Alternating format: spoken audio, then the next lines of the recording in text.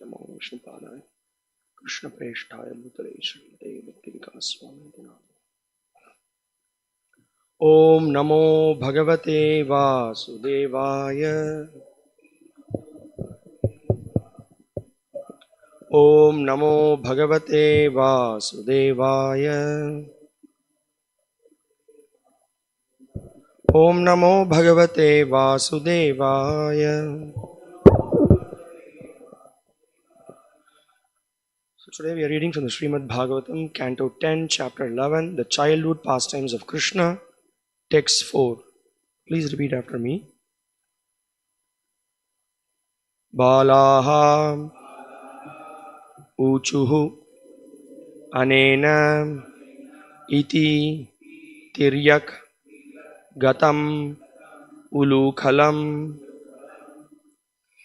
vikarshata madhya gena purushau api achakshmahi. Bala uchur aneneti turyaggatamulukalam vikarshata madhyagena purushav apyachakshmahi. Bala uchur aneneti tiryaggatam ulukalam vikarshata madhyagena purushav apyachakshmahi. Bala uchuraneneti tiryaggatamulukalam vikarshata madhyagena purushav apyachakshmahi.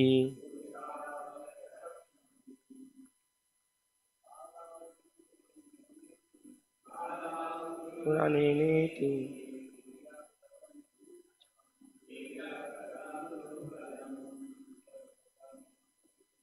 vikarshata madhyagena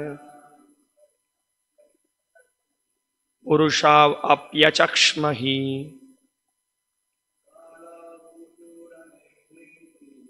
Alauchuraneneti tiryaggatamulukalam vikarshata madhyagena purushav apyachakshmahi.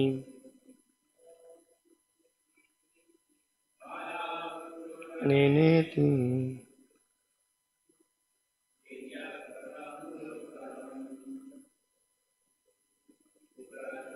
madhyagena purushav apyachakshmahi. Apyachakshmahi. Why has to be combined there? Yeah. Anyone else? Any other Prabhus want to recite? Alauchuraneneti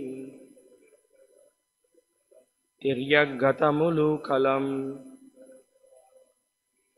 vikarshata madhyagena purushavavyachakshmahi. Matajis.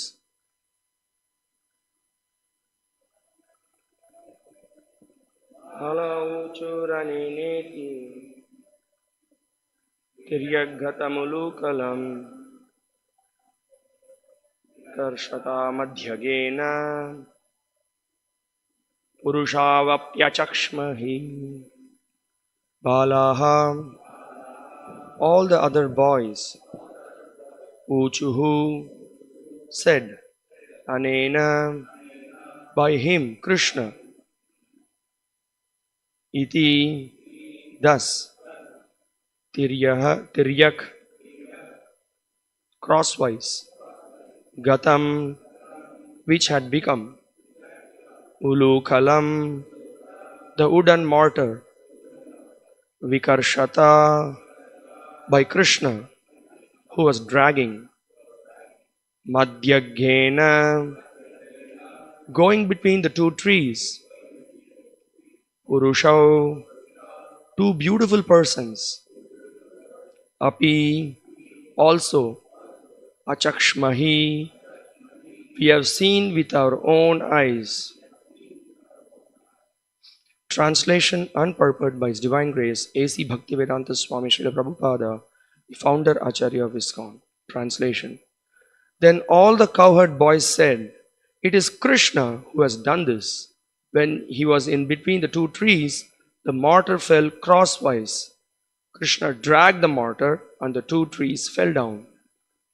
After that, two beautiful men came out of the trees. We have seen this with our own eyes. Purport. Krishna's playmates wanted to inform Krishna's father of the exact situation by explaining that not only did the trees break, but out of the broken trees came two beautiful men. All these things happened. They said, "We have seen them with our own eyes." Namo Vishnupadaya Krishna Preshtaya Bhutale Srimate Bhakti Vikasa Swaminiti Namine. Namo Vishnupadaya Krishna Preshtaya Bhutale Srimate Bhakti Vedanta Swaminiti Namine.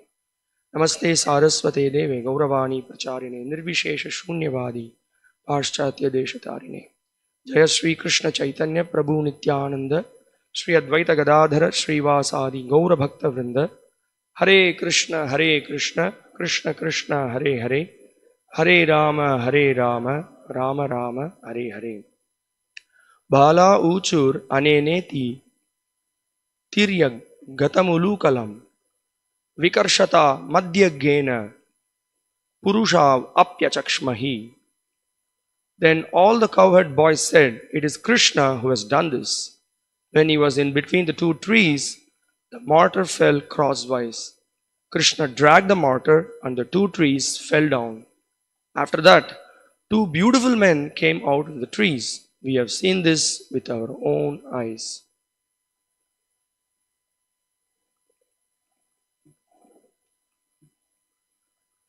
So now we see there is the response from the cowherd boys. Again, first of all, the whole situation is a lot of anxiety and bewilderment that's happened. And first of all, they heard the lightning sound of the two trees. The two trees, when they broke, it was like the lightning sound when the sound will be produced during a devastation. That was explained in the Ananda Vrindavan Chapu. It explained that it's such a heavy sound. No? Everybody, whatever activities they were doing, they all just left it. They were all wondering from where this sound is coming, and that created great anxiety. What is this? From where this sound is coming? Then on top of that, they found that the trees were broken. From the trees, and there was a big hole that was created, and the trees were uprooted. And then now to explain the cowherd boys, when they saw the whole thing, so they were actually, as last 2-3 verses we were hearing, they were completely bewildered. And further, to add to the bewilderment, first of all, this itself, Nanda Maharaj and other Gopas, they were just taking it, what is this, what these boys are speaking, what is this, trees, bro, the trees were uprooted, and then the mortar was first of all moved and the trees were uprooted. They didn't actually take it seriously. The boys are saying something. And then to add further more to the bewilderment, here today's verse, it is mentioned, they are explaining that Dhamna, yes, it is explained, Vikarshata Madhyaghena. So then the mortar which was standing vertical, it was brought crosswise, and Kṛṣṇa moved it, and then the trees were uprooted. So what happened as a result of that? Purushav Apyachakshmahi. Then there were two beautiful personalities came out. So it is again further bewildering. Actually, they didn't see. These boys saw that two, Nalakura and Manigriva, the two Yamalarjuna trees, they showed themselves in Nalakura and Manigriva. They offered praise and then they left. And then it again further, it increased the bewilderment. So the whole situation was quite bewildering. At the same time, it was great anxiety. And also we can see that The anxiety for all the Brajavasis, one of the main point is that they were very much concerned. Is Krishna okay? What is happening with him? Mother Yashoda and other gopis and everybody was in great tension. So that's what we are seeing here.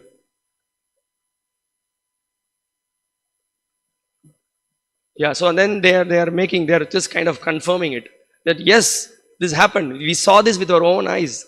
So the Gopas are pointing out, they're confirming. And here there is another point that is being explained. They have just said that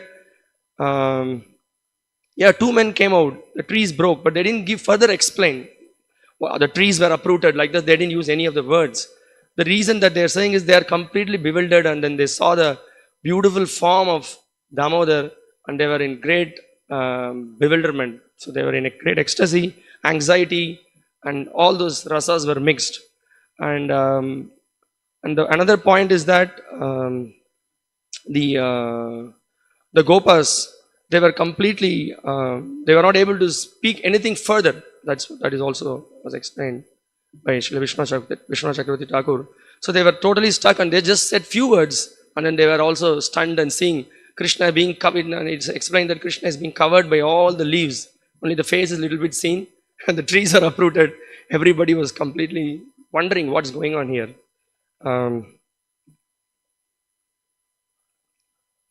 Srila, yeah. So this was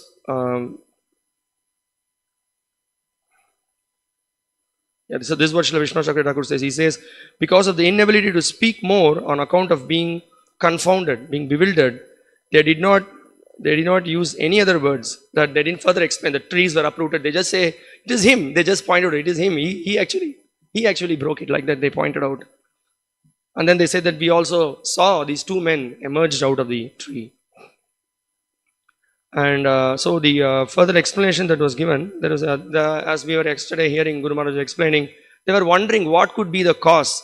Even just to imagine a small boy, I mean, he cannot even lift some 5 kg stone or whatever. But how could a tree which was standing for 36,000 years, strong tree, how it got uprooted? So they were all thinking what could have happened. So various reasons that they were pondering were one of the reason was maybe some elephant came and hit the tree, or maybe the trees became very old, the branches became very weak, the leaves were spoiled. So the weight of all those things, maybe because of that, the trees fell down, or there was very heavy wind. Maybe because of that the trees fell down. Like that, the gopis and others were discussing, but then they said nothing happened like this. So what could be the reason? So they were wondering and they were quite bewildered what was happening.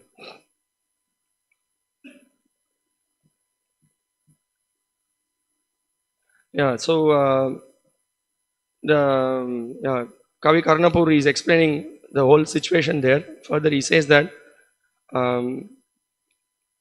perhaps Mother Earth offered dandavats to Krishna with the arms of these tree trunks. So when he saw that, so he says that the 2 tree trunks were like the hands of Mother Earth, and she's offering pranam to Krishna. And the split open trees looked like gaping mouth of the lower planetary system. When the trees were uprooted, there was a big hole there, and the hole was so deep. So they saw that maybe here through this we can go to the lower planetary systems. We can see. So they were wondering like that.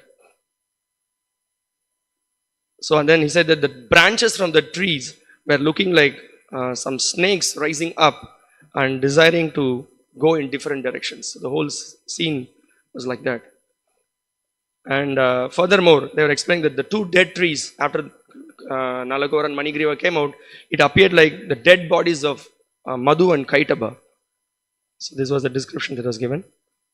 And again, a beautiful analogy is given here. Then in the midst of all the situation, Krishna is appearing like a priceless jewel. So that's what he's appearing like a priceless jewel, ornamenting Mother Earth. So Earth is ornamented by Krishna being present there, and he assured that don't worry, everything is intact. Everything I'm here to protect everything. Like that, Krishna is giving assurance.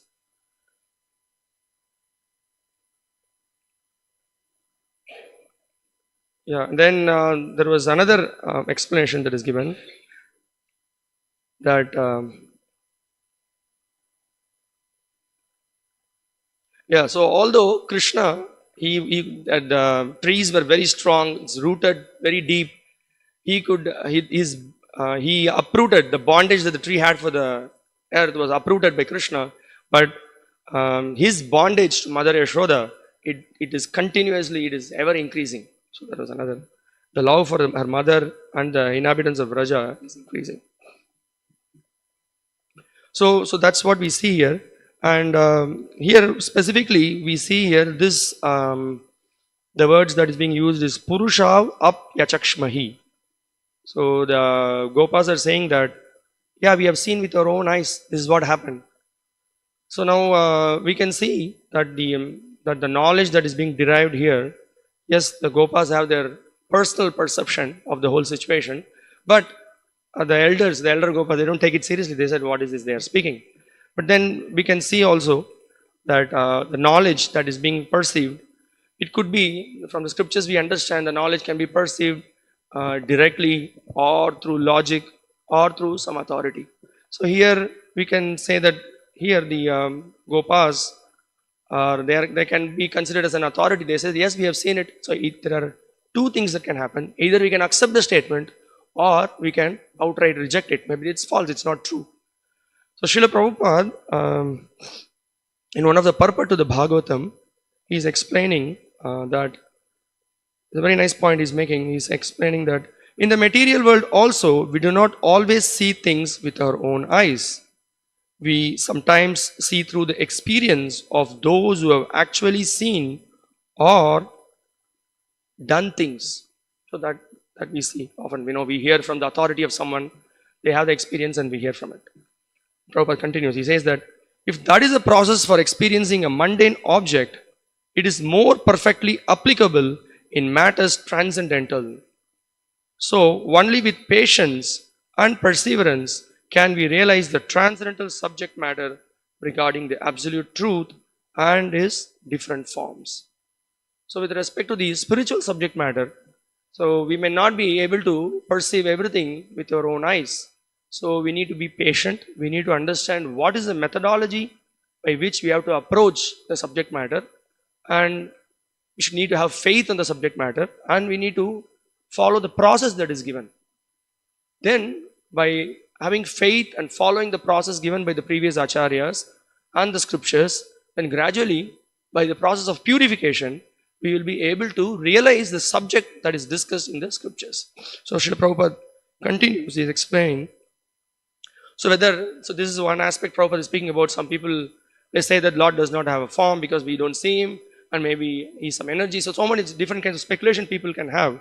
So Prabhupada continues in the purport, he's making the point that he is formless to the neophytes, but he is in transcendental form to the expert servitor. So for those who have faith, those who have heard from the lotus mouth of the acharyas and the scriptures, and who had faith and followed the process, Bhutamad bhavam agataha, they have been purified. Their existence is purified, and as a result of that, of their purification, they are able to see the Lord face to face. This happens. Yet in another purport, Srila Prabhupada, this was what I read was from the first canto.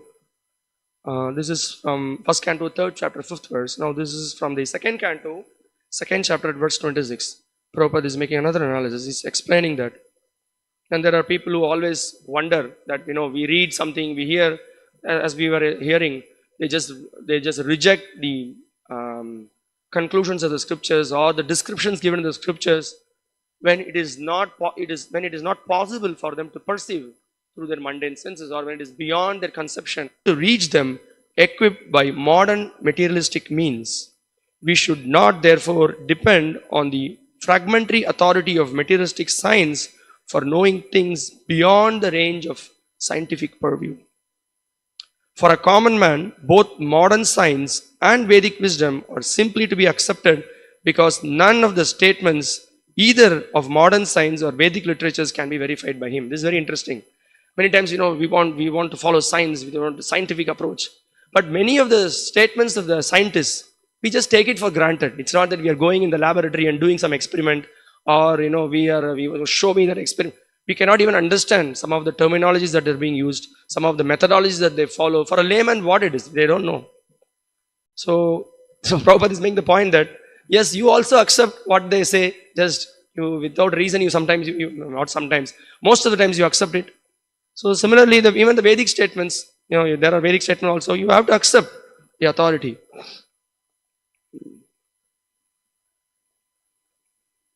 So Prabhupada continues, he explains the point that the alternative for a common man is to believe either of them or both of them. The Vedic way of understanding, however, is more authentic because it has been accepted by acharyas who are not only faithful and learned men, but are also liberated souls without any of the flaws of conditioned souls. The modern scientists, however, are conditioned souls liable to so many errors and mistakes. Therefore, the safe side is to accept the authentic version of Vedic literatures like Srimad Bhagavatam, which is accepted unanimously by the great Acharya. So this is the most important point. So when we give weightage to from whom we can hear from these great personalities who are pure in thought, pure in words, pure in action, and they don't want anything from this material world. They don't expect anything. Their whole life, their whole existence is for their own purification and to help others to purify from the sufferings of this material world. So if we just put on weight from whom we will hear, it's obvious that we can hear from these pure souls, because their only desire is to benefit the conditioned souls. Rather, the scientists and the so-called philosophers and so many other great personalities, they all have vested interests. They all have motivated ideas, and they deny the supremacy of the Lord. They deny the conclusions of the scriptures. They think that they can find out by their own power of their own senses and mind, they can figure out the workings of this material world and what to speak of other things. But so this is actually a point to be thought. So then when we think of why should we hear from the Vedas, why should we hear from the scriptures, it's a good point to think, because the scriptures are actually emanations from the Lord. Yas swayam padmanabhasya mukha padma vinishritah. So Gita asa Gita kartavyam kimanyai shastra vishtare. So in the Gita Mahatmya it is said that the words of the wordings in the Bhagavad Gita, they're actually spoken directly by Kṛṣṇa. So but similarly, the Vedas are actually direct emanations from the Lord. So it is beyond the four defects. And also similarly, those who are strict followers of those Vedas, who have purified their existence by tapasya, by following the pure principles of devotional service, they also carry forward the Lord in their heart, and as a result of whatever they speak, whatever way they act, whatever they preach, it's all pure. So that will really benefit the conditioned souls. So it is worth it to hear from those pure souls and from the scriptures. So here is another purport where Srila Prabhupada is very amazingly pulling a point and explaining the inferiority of the senses and the mind, which we think that with our tiny senses and mind we can capture about knowledge about everything and even about the supremacy. So Srila Prabhupada says, this is from the book Message of Godhead. It's a small book, but it is really packed with amazing information. So Srila Prabhupada says, we are very proud of our two small eyes and puffed up with vanity. We are always enthusiastic to see everything with our own eyes. But we do not know that whatever we are seeing at the present moment is covered with the darkness of nescience. And as such, whatever we are seeing is either misperceived or only partially perceived. It is not a fact that we can see everything as it is simply by applying our ocular power to it. Every morning when the sun rises, we see this vast mass of matter as if it were just a small disk. Srila Prabhupada gives an amazing example. Of course, the sun is much larger than the earth on which we live, and thus every morning of every day, our self-reliant ocular vanity is put to the test and reduced to absurdity. So if we just see the sun just at the dawn, it appears little reddish and it looks little small. Maybe you may say that, oh, that's the size of the sun. That's very relative. That's not the size of the sun. So then Prabhupada says that so it appears that our eyes are the conclusion that we derive with our senses is it's absurd. That's not the fact. So don't rely on the senses completely. Prabhupada makes the point. So our eyes can gather knowledge only under certain favorable conditions. Our eyes can gather knowledge only under certain favorable conditions. We cannot see things that are too far away from close to the eyes, such as our own eyelids. Thus, we can be proud of our eyes only under certain favorable conditions created by the external energy, namely the material nature. Otherwise, even though we have our wonderful eyes, we cannot see things in their true perspective. What is true for the eyes is also true for the other senses we use for gathering knowledge. So that's why this Vedic epistemology is such an important thing. That why we rely on the Shabda, why we rely on the conclusions of the scriptures, because it's a big subject matter. So in conclusion, that why we don't fully rely on the direct perception, Pratyaksha Praman or Anumana, although Pratyaksha Pramana and Anumana may be included, but the conclusive authority is on the Shabda. So the other tools may be employed, but the Shabda is given the most importance because it is beyond defects. In all places, in all times, in all circumstances, it is completely authoritative. There is no question of any defects in that. And also, of course, as we say, there is also Divya Pratyaksha. Divya Pratyaksha is the transcendental vision with which when the pure personalities, when they see the Lord, for example, Brahma's prayers are there, Vyasadev's realization, all pure devotees' realization, when they speak, we accept it as authority. So this is called as Divya Pratyaksha. So that's the process that the scriptures are saying. That's why when we sometimes, we can many times we see lectures, conversations in Srila Prabhupada, and also in the books, Prabhupada many times point out when some people say that, can you show me God? So Srila Prabhupada has come out with so many different answers. And in one of the conversations, Prabhupada says, so one person was asking Prabhupada, can you show me God? Prabhupada says, you can see, simply prepare your eyes. Simply prepare your ears by hearing. Cheto Dharpana Marjanam. So this is very scientific, authorized, practical movement. You chant Hare Krishna mantra and you will realize that gradually you are advancing to meet Krishna face to face. It is possible. So Srila Prabhupada makes this point that there is a process by which we can realize the spiritual subject matter. We need to have, to begin with, we need to have little faith, and then we should stick to the process and follow the process with patience, with enthusiasm and determination. So several times Prabhupada gives different answers. Once Srila Prabhupada said that, so he was making a mockery. He said that you cannot see anything in this material world when there is no sunshine. When it is dark, what can you see? You can't see anything. That's a defect of your senses. So what to speak of seeing God with our mundane senses? Then another time Srila Prabhupada said that people are so foolish. Why are you asking this question? Every moment you can see God, Prabhupada said. So even practically, Prabhupada said, Rasoham apsu kaunteya. So you can see the energy of the Lord. By seeing the energy of the Lord, you can see the energetic. So that was once Prabhupada gave an answer like that. Then Prabhupada challenged that, so do you have the eyes to see God?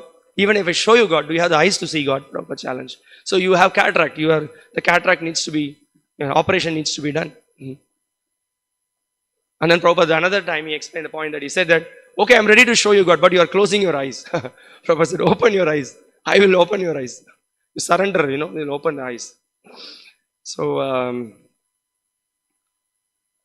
then Prabhupada goes on to explain in another lecture that, so what is the process by which one can see God? So he explains the point that so the attitude that I am very insignificant, I'm very tiny, and my senses, my mind, my intelligence, what I can perceive, I cannot perceive, I cannot even see on my own eyelids. So what is it that I can, by using my tiny intelligence and mind and brain, how can I, figure out whatever the happenings in the universe? So the best thing is to accept an authority who knows things as they are. So Srila Prabhupada explains that, so also that eagerness by which one to know the absolute truth, to know who is God, what is my relationship with Him, how to understand Him. So Prabhupada says this is the most important thing, this is the real key in trying to enter into the kingdom of God and to have the vision of the Lord. So Prabhupada says that, so that eagerness. So in that lecture, Prabhupada amazingly explains that, so we give so much stress for seeing, but the seeing actually happens through hearing. So he says that we have to hear from the bona fide scriptures, from the bona fide devotees. So by giving proper oral reception to these great personalities, you will be able to see. So the process is through hearing. Then Prabhupada gives in that lecture, he very nicely explains the story of the thief who was hearing the Bhagavatam. There was a Bhagavatam reciter who was explaining about the entire beauty of Kṛṣṇa, how Kṛṣṇa is so beautiful, and how the kind of jewels he was wearing, and how it is very attractive. So the thief was hearing about all this. And then he was also hearing that Kṛṣṇa is in Vrindavan. So he said, hey, it's a good opportunity. Let's go to Vrindavan. And then, it's a good, we are investing energy so many places. Let's go to Vrindavan and steal from Kṛṣṇa. So all the way he went. So Prabhupada makes the point that he was so eager to see Kṛṣṇa. So that's the point Prabhupada is making. So he was so eager to see Kṛṣṇa. So he took so much hardships. He went all the way. And then he saw Kṛṣṇa. And then he wanted to really steal the jewels from Kṛṣṇa. And then by the association of the Lord, he became purified. So Srila Prabhupada makes the point that by the association of pure devotees, when even we may have so much of dirt, so much of material desires, so many different kinds of anarthas we may have, but when we come into association of pure devotees, then gradually by hearing from them, rendering service to them, then there will be a transformation in the heart. In the same lecture, Prabhupada points out, gives some couple of more examples. He gives the example of Dhruva Maharaj, how he was very determined and how he was eager. By his eagerness and determination, by following although his desire was, at the beginning, he had a material desire, but because he stuck to the words of Narada Muni, and he performed austerities, and followed the principles that is given by Narada Muni, at the end, he was able to see the Lord. Not only that, the material desire that he had, he gave it up. By seeing the Lord, there is a complete purification that happened. He did not want Dhruva Loka. He didn't want some Loka which is even greater than Brahma's Loka. He said that, Varamna Yache. He said that, Swamin Kritarthosmi Varamna Yache. He said that whatever that you are going to offer me, it's like broken glass. I don't want any of these things. Simply I want to engage in your pure devotional service. So this is what Dhruva Maharaj was asking. So Srila Prabhupada also gave the example of the gopis, the eagerness with which they want to serve Kṛṣṇa. They want to give up everything simply to please the Lord. So that is the point. And also we see Srila Prabhupada in many of the lectures, he is explaining the point that, so what is that? What is it that, if you see what is our qualification? We don't have any qualification. So without the mercy of Srila Prabhupada, what is it that what qualification we are with the birth or with our activities, our past life activities, all those things if we see, sometimes it's a great wonder how we are now practicing pure devotional service. So simply we can understand that it is the mercy of Srila Prabhupada. And Srila Prabhupada says that, so to make further progress in Kṛṣṇa consciousness, so what is the key thing? He makes this point, Kṛṣṇa bhakti rasa bhavitamati kriyatam yadi kutopi labhyate tatra laulyam api mulyam ekalam. So Prabhupada makes the point that, so what is it that?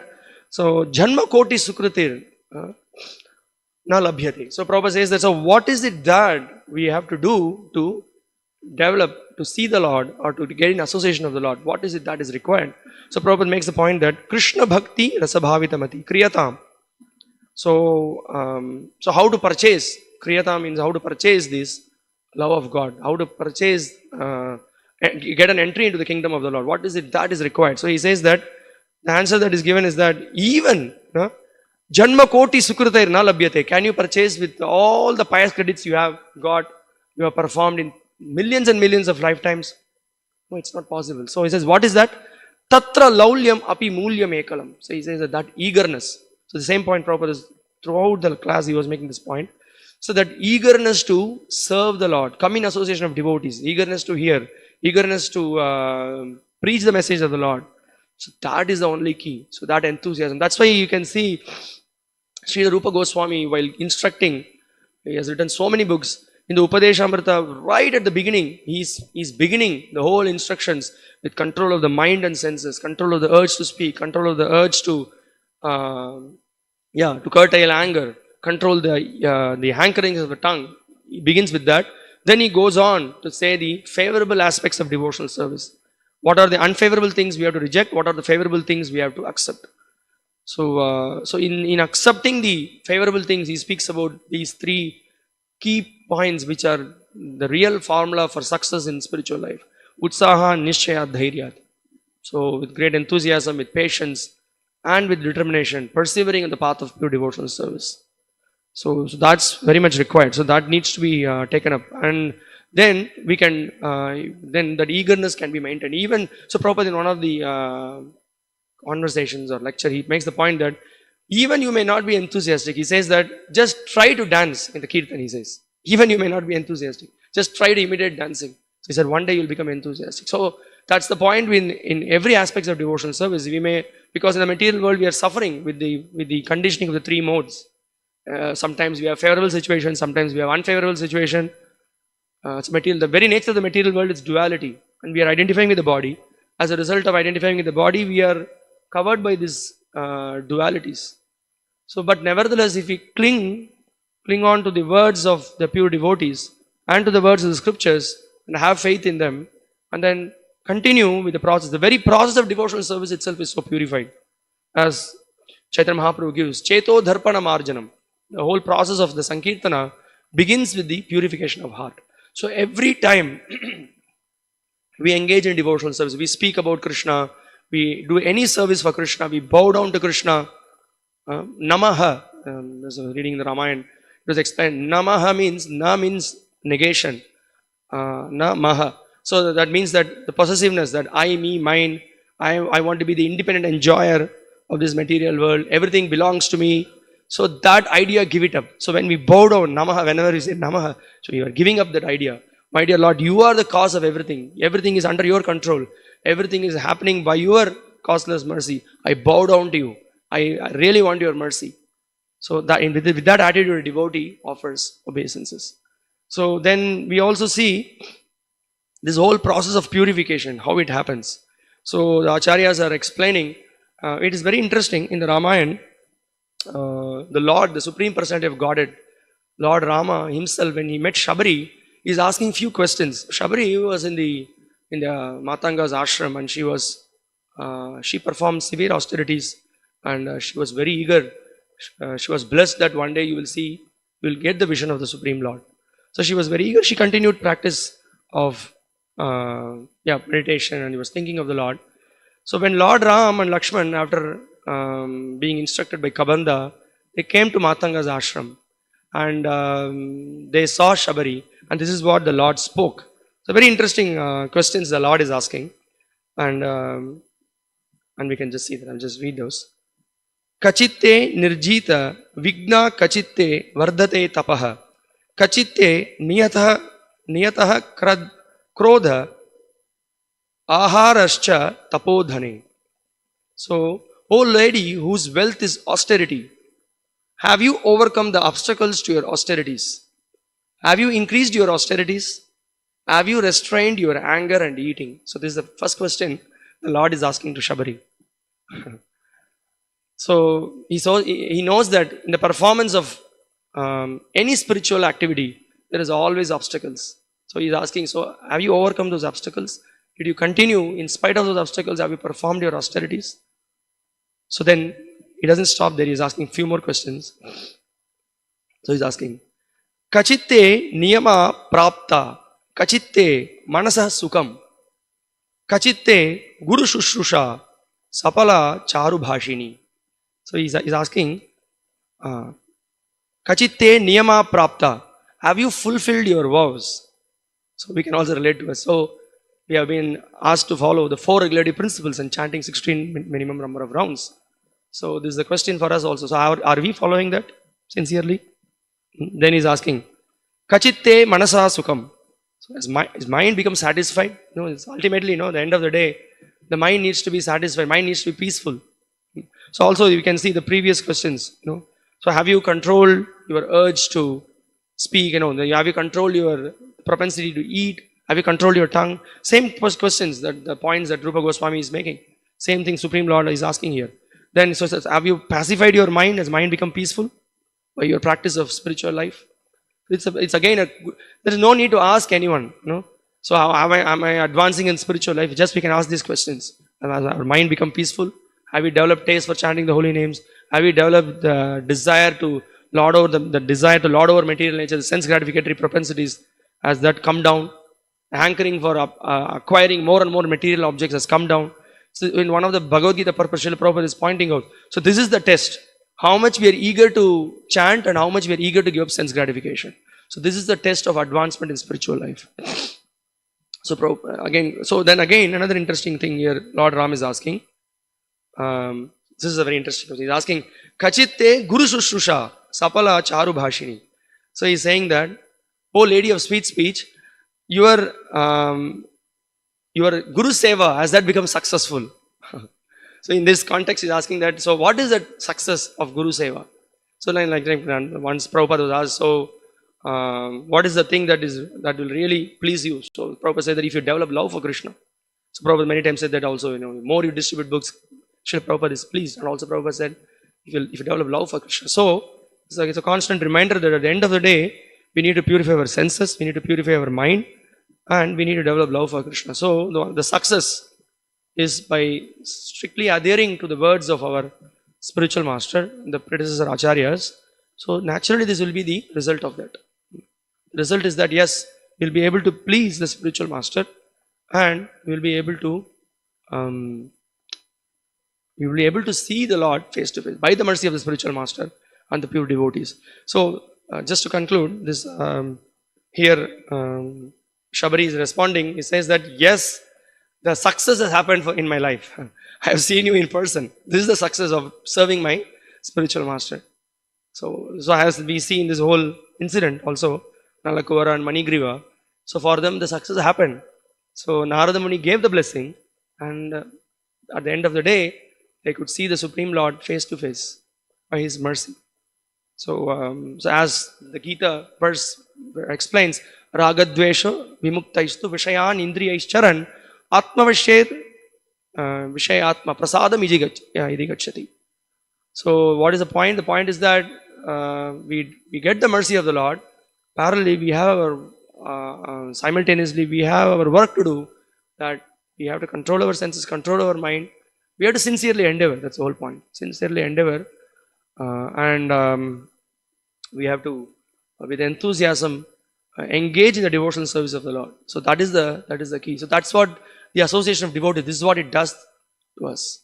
So even we are weak, we don't want to. Simply by being in the association of devotees, we are pushed.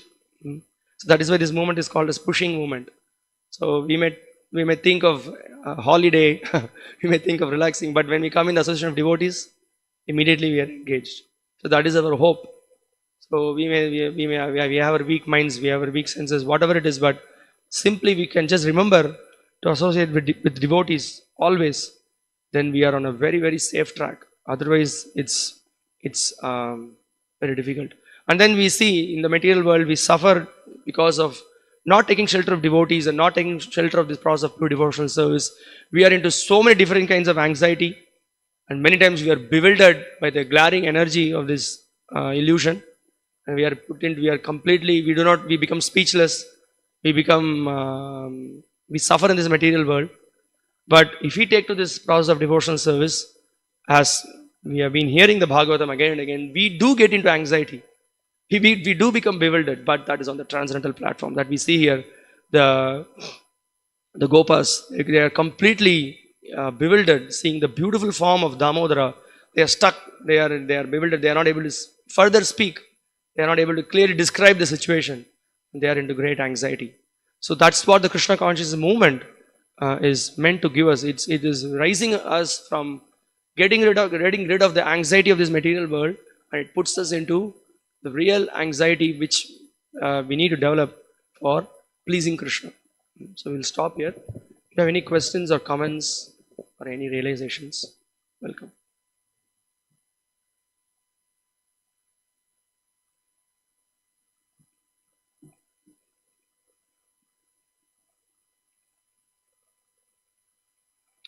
I'll just read, if there are no questions, I'll just read one quote and just conclude this lecture. So the eagerness is very important thing, but it can be awakened only by the association of devotees. Therefore, we are giving everyone a chance to invoke that eagerness. Then you will see God face to face. This life is meant for seeing Krishna. It is not meant for becoming dogs and hogs. Unfortunately, the whole modern civilization is training people to become hogs and dogs.